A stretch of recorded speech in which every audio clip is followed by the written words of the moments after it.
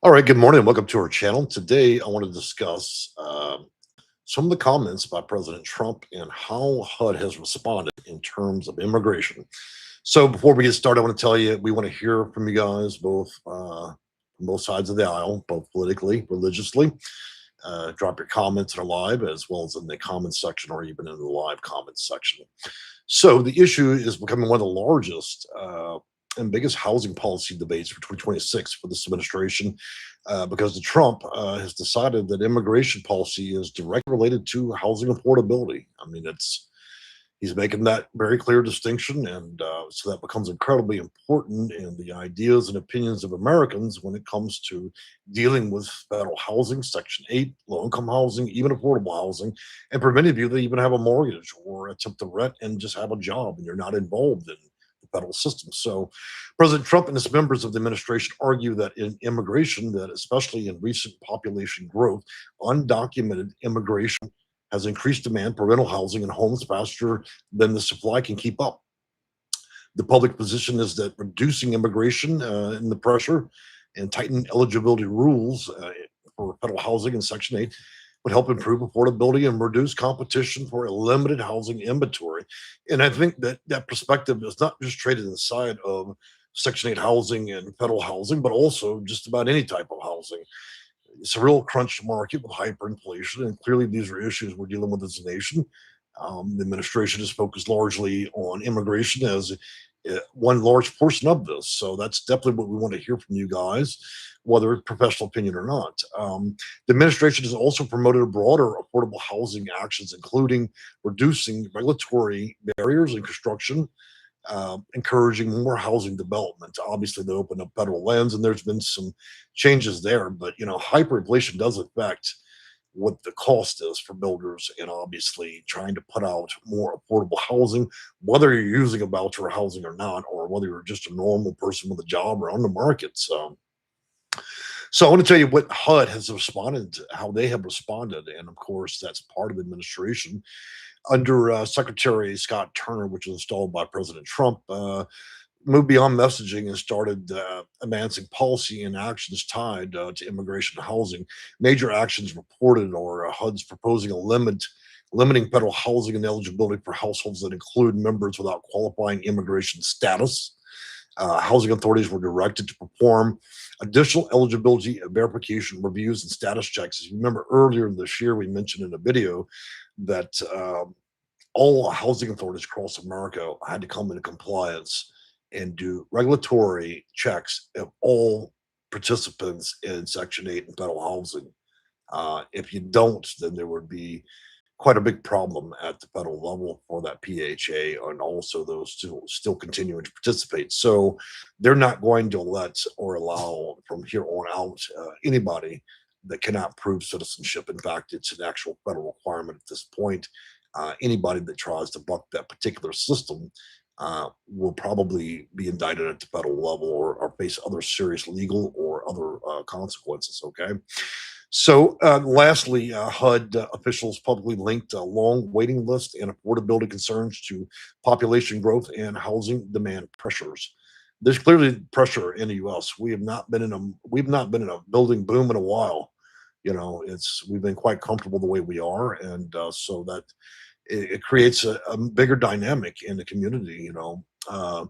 With the pandemic, then inflation, then hyperinflation, we were seeing higher rents, and of course, that's creating a bigger problem. And of course, builders can only afford to build homes now that are really expensive to people that have a lot of money because there's just simply not enough margin in trying to build affordable or low income housing for those that, whether you're in Section 8 or you're just simply a low income person trying to find something affordable. Again, it affects the whole market broadly, not just people hanging out in the federal system. So, let's talk a little bit about what the economists say, and then I'm gonna reach down and talk to you guys a bit in the live chat. And of course, I want you guys to know I'm gonna respond to every single comment that comes in the channel. But I do ask that if you're gonna argue a point, please don't keep it civil.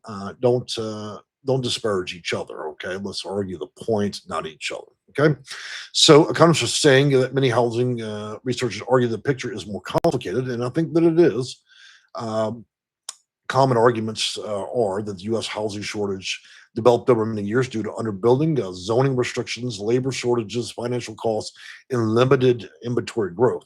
And I tend to agree with that. We've not been in a growing spree in this country, so I think that there's a lot of factors that build into this. Obviously, also, immigration can increase housing demand in certain markets, and that's certainly true. Where immigration is higher in certain states, we may see a more illicit activity in the rental market in that respect. But immigrants are also a major part of construction force that builds the housing supply, so that could be argued there as well. That's not a personal opinion of mine. That's from your economists here in the U.S. Some analysts warn that reducing construction labor and availability could slow new housing and production offset any demand of reduction. And I'm going to go on to some other specific notes here. Let's talk about what this would mean for Section 8 HUD in affordable housing. PHAs will receive a verification requirements, and mixed status household rules will change. Obviously, they're not going to allow anybody that cannot prove they're an American citizen or have a right to be in the country. Waiting list parties and occupancy rules will be revised and are being revised as of current to exclude all non-American citizens. Congress is also considering additional funding and relying on eligibility tightening. In other words, they're going to put in some pretty tough rules going forward under Code of Federal Regulation, better known as CFR. And they're going to redefine enforcement by doing literally ICE raids as they did earlier this year. So we expect a broad range of activity at the federal level, both from ICE and border control, as well as enforcement on PHAs and noncompliance. So the days, I think, of housing authorities that offer federal housing and vouchers operating in the Wild West are pretty much over. The administration has made it very clear you'll comply or we'll storm your building and we will put your housing authority in receivership into companies like Nana McKay. So they're very serious that the federal law does trump the local law, and they will force compliance. And those that don't yield to that will probably be in for legal ramifications. So I'm gonna take my notes down, guys. I had to do a little bit of note taking there. I am not the best news reporter, but I try to get you guys the news the best I can. So I want to tell you a few good mornings to you guys. Let's see if I can pop this chat out real quick. Pop out. There we go. All right. So, Mr. 2022. Good morning. Thank you. Infinite possibilities. Good morning, Jay and Cats. Well, thank you very much. My cats say hello to you. Lori Clinton. Good morning to you. PETA says good morning. Good morning to you. DJ777. I believe they add numbers and letters to the end of many of your usernames. So if you hear me say numbers, that's why. Hi, Jay. Do you have any information on HUD Section 8 waiting list getting close? Try to reach out to my office through our email. We publish that quite a bit throughout the channel and through our website. If you could, and I'll be happy to do that. Or just make a comment and request the information, and I'll put up as much as I can for you. Kevin Huntlinger. I agree with Trump 100%. I really just common sense. Illegals have an effect on the used car market, insurance premiums from them not having an insurance elect. It's bad for the common citizens.